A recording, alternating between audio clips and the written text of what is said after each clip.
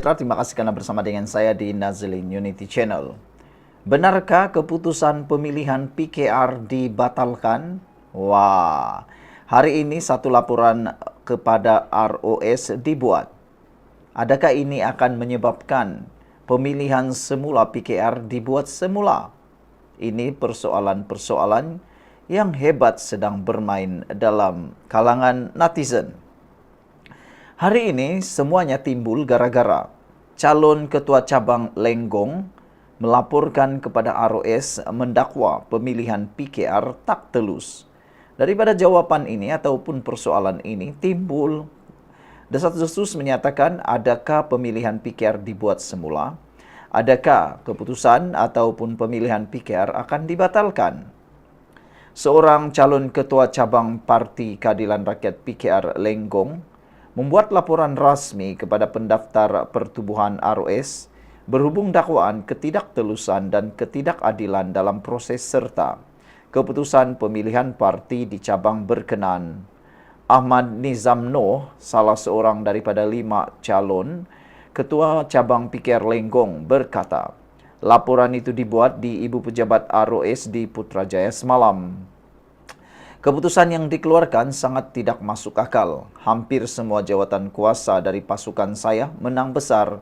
Tetapi saya sebagai calon ketua cabang tewas, kata beliau. Memang agak menghairankan bagaimana semua orang bawahnya menang, tapi orang atasnya kalah. Adakah itu yang dikatakan kepala tanpa badan? Atau badan tanpa kepala? Baiklah, sebelum itu saya nak perkenalkan dahulu kepada anda semua, ini Transofactor for Life. Ini adalah terapi imun yang membantu meningkatkan imun badan kita sehingga 400%. Secara umumnya, Transofactor terapi imun ini membantu kita untuk melawan penyakit dari dalam sehingga kekuatan 400%. Dengan Transofactor, kita mampu melawan imun badan kita meningkat dan mampu melawan pelbagai jenis penyakit. Secara umumnya juga kita kena penyakit kerana imun badan kita yang lemah. Kita juga tak dapat sembuh daripada penyakit kerana imun badan kita yang bodoh. Jadi bagi membaiki dan meningkatkan imun badan kita, terapi imun ini membantu meningkatkan imun badan sehingga 400% dan mendidik imun badan kita melawan bijaksana daripada dalam pelbagai jenis penyakit. Sesiapa yang ingin mendapatkannya, hubungi nombor yang tertera, telefon tertera, WhatsApp. Ingat saudara, masa tidak pernah menanti kita. Selalunya apabila kita sudah terlalu teruk, barulah kita tercari-cari. Mencegah lebih baik daripada mengubati. Produk ini lulus KKM. Produk ini juga diperakui oleh doktor-doktor di seluruh dunia. Dan Transofactor ini juga adalah sijil halal. Saudara, Ahmad Nizam Noh, salah seorang daripada 5 calon ketua cabang PKR Lenggong, berkata, laporan itu dibuat di Ibu Pejabat ROS di Putrajaya semalam. Keputusan yang dikeluarkan sangat tidak masuk akal, katanya. Hampir semua jawatan kuasa dari pasukan saya menang besar, tetapi saya sebagai calon ketua cabang tewas. Sebaliknya, pesaing saya, Tahiruddin Poti, menang besar sebagai ketua cabang. Sedangkan semua ahli jawatan kuasa beliau kalah dengan margin undi yang ketara, katanya kepada Malaysia Kini. Ahmad Nizam juga menjelaskan bahawa dia telah menghantar bantahan rasmi melalui email kepada jawatan kuasa pemilihan parti JPP pada 16 April lalu bersama bayaran RM100. Namun katanya sehingga kini pihaknya tidak menerima sebarang maklum balas walaupun keputusan rasmi diumumkan pada Mei lalu. Lenggong merupakan salah satu cabang yang menyaksikan fenomena badan tanpa kepala, iaitu calon ketua cabang tewas manakala barisannya menang besar. Surat aduan yang dikemukakan kepada ROS turut dilihat oleh Malaysia Kini. Antara aduan yang dibangkitkan termasuk kelewatan JPP mengumumkan keputusan.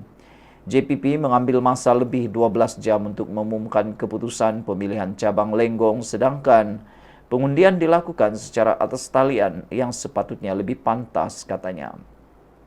Sebagai tanda protes, katanya, ke semua 15 ahli jawatan kuasa AJK dari pasukan yang menang dalam pemilihan PKR yang lalu telah meletakkan jawatan serta-merta. Mereka telah mengisytiharkan peletakan jawatan di hadapan Pesuruhjaya Sumpah pada 8 Mei. Pada 15 Mei, salinan dihantar kepada Setiausaha Agung PKR Fuzia Saleh dan satu lagi salinan kepada ROS pada 9 Jun katanya. Malaysia kini telah menghubungi Fuzia untuk mendapatkan komen. Ahmad Nizam mendesak ROS menjalankan siasatan terperinci bagi memastikan keadilan dan ketelusan dalam proses pemilihan PKR. Saya percaya ROS mempunyai integriti untuk menyiasat isu ini agar tidak berleluasa dalam parti dan negara tercinta ini, katanya lagi. Sekian untuk kali ini. Bagi Anda yang mahu meninggalkan komen, setelah berikan komen dengan tanda pagar, kami benci penipu. Jika Anda tak suka ada berlaku penipu, tulis komen, kami benci penipu. Sekian untuk kali ini. Kita jumpa lagi. Bye-bye. Salam sejahtera. Ada yang mencadangkan PAS patut diharamkan. Wah, itu antara komen daripada netizen. Berkait dengan hantaran yang dibuat oleh menantu Hadi. Kata netizen dan para pengulas politik juga peminat-peminat politik di kedai kopi, mereka kata PAS ni dah terlalu ekstrim, kata mereka. Walaupun PAS sebenarnya sudah menyatakan pendirian tidak menyokong kenyataan menantu Hadi, tapi kata mereka selagi menantu Hadi tidak diberikan tindakan tata tertib, disiplin oleh PAS, masih dapat dilihat bahawa PAS seakan-akan masih menyokong apa yang dibuat, kata mereka. Mereka hanya berpuas hati sekiranya PAS memberikan tindakan tata tertib kepada pemimpin PAS tersebut, yaitu menantu Hadi sendiri. Selagi tiada tindakan, kata mereka, selagi itulah mereka menganggap PAS masih resist. Apa yang terjadi hari ini, kenyataan perkauman menantu Hadi dikecam. Tidak boleh terima hakikat kita berbilang bangsa.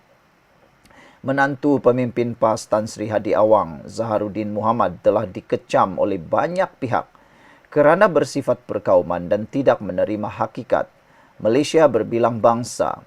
Ahli Parlimen Bangi Sadrezan Johan berkata, pelantikan Datuk Johnny Lim Eng Seng ialah sesuatu yang perlu dibanggakan dan bukannya dijadikan polemik perpecahan kaum. Bukankah beliau juga anak Malaysia? Soal beliau. Sebelum kita teruskan ulasan kali ini, sila tinggalkan komen Anda dengan tanda pagar kami anak Malaysia.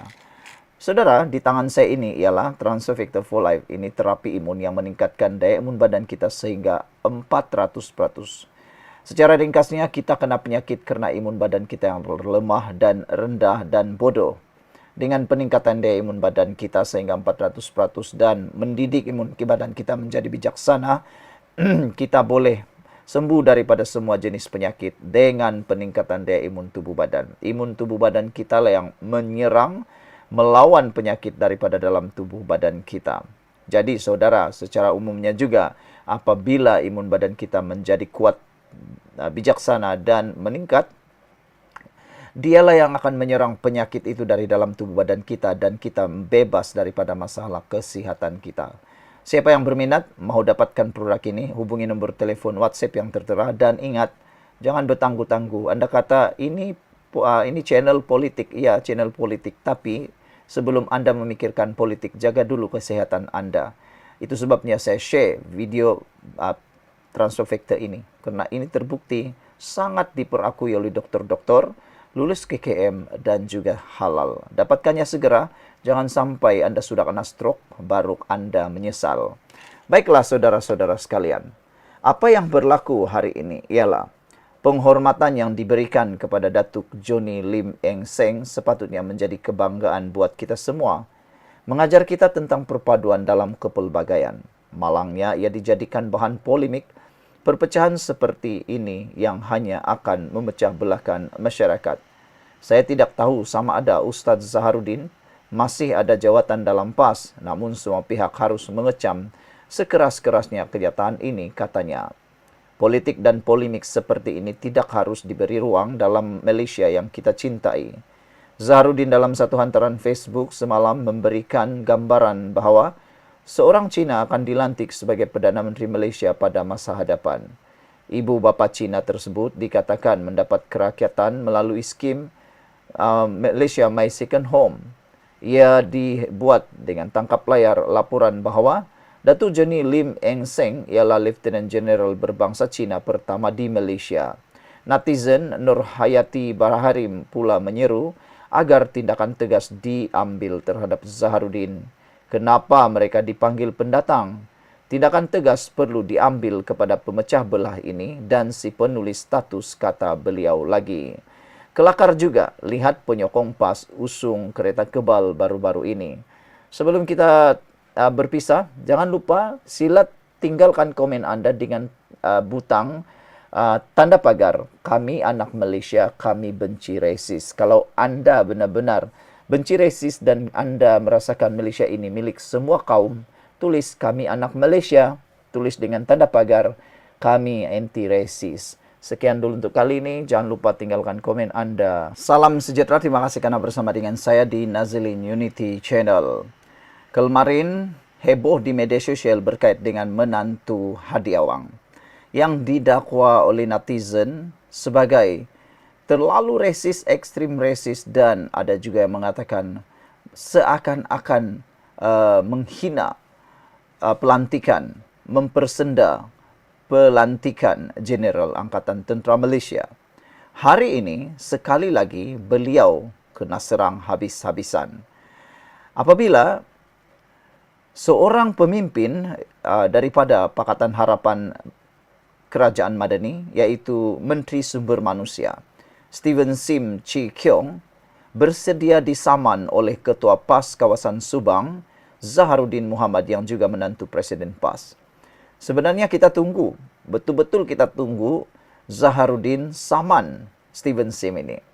Kerana pada pendapat ramai netizen dan juga penganalisis politik, pemerhati politik, tindakan Zaharuddin mahu menyaman Steven Sim adalah tindakan bunuh diri. Dia sendiri yang buat, dia nak saman orang, dia akan terkantoi sendiri. Sudah pasti hantaran beliau di Facebook itu jelas dan sungguhlah diketahui menyindir dan membuatkan ramai orang terasa. Veteran Angkatan Tentera telah bersuara.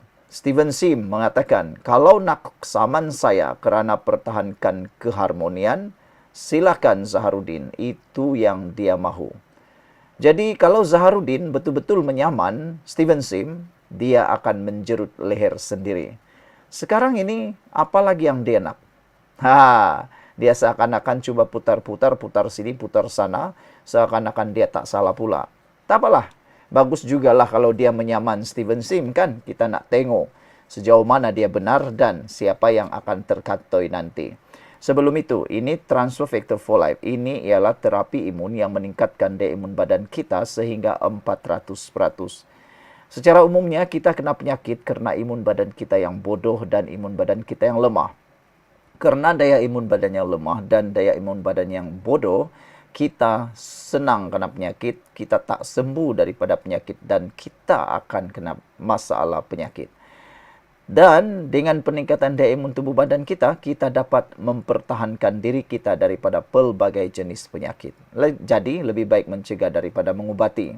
Bagi mereka yang ingin mendapatkan produk yang hebat ini, hubungi nombor telefon yang tertera. Transfer Factor for Life, terapi imun yang membantu meningkatkan daya imun badan kita dari dalam. Dengan peningkatan daya imun badan dan menjadi bijaksana, menyerang penyakit daripada dalam. Jadi, dapatkannya. Produk ini lulus KKM, halal dan diperakui oleh seluruh doktor di seluruh dunia. Sila dapatkannya melalui nombor telefon yang tertera. Baiklah saudara-saudara sekalian. Menteri Sumber Manusia Steven Sim bersedia disaman oleh Zaharuddin, menantu Presiden PAS. Kata beliau, saya tidak akan berganjak dari melawan pemimpin PAS itu yang bersikap perkauman, resis dan menghina prajurit kita, katanya. Kalau kerana mempertahankan keharmonian masyarakat pelbagai kaum di Malaysia dan martabat ATM, maka saya mahu disaman oleh pemimpin PAS itu. Saya bersedia, katanya. Saya tunggu surat saman daripada peguamnya, kata Sim yang juga pengerusi DAP Pulau Pinang. Zaharuddin di dalam satu hantaran Facebook menyatakan bahawa Dia akan berbincang dengan peguam berkenan peluang untuk menyaman SIM. Zaharudin sebelum ini telah menulis satu hantaran di mana beliau memberikan andaian bahawa Malaysia mungkin akan mempunyai Perdana Menteri berketurunan Cina pada tahun 2058 yang merupakan anak kepada peserta Malaysia My Second Home. Turut disertakan gambar laporan Lieutenant General Johnny Lim, iaitu anggota tentera berpangkat tinggi paling tinggi dalam kalangan masyarakat Cina yang pertama di Malaysia. SIM menambah bahawa Zaharudin yang menghasut dan PAS sendiri telah mengakuinya. Beliau sendiri yang menghasut sentimen perkauman dengan memperalat gambar pelantikan Lieutenant General Angkatan Tentera Malaysia berbangsa Cina. Malah parti beliau sendiri turut mengakui ahlinya bertindak sedemikian dalam kenyataan media mereka. Saya hanya bersuara melawan tindakan perkauman tersebut dan mempertahankan Angkatan Tentera Malaysia. Dalam perkembangan berkaitan, Setiausaha Agung PAS Datuk Seri Taqiyuddin Hassan menyatakan tulisan Zaharudin tidak mewakili partinya. Sekian dulu untuk kali ini. Jangan lupa tinggalkan komen Anda.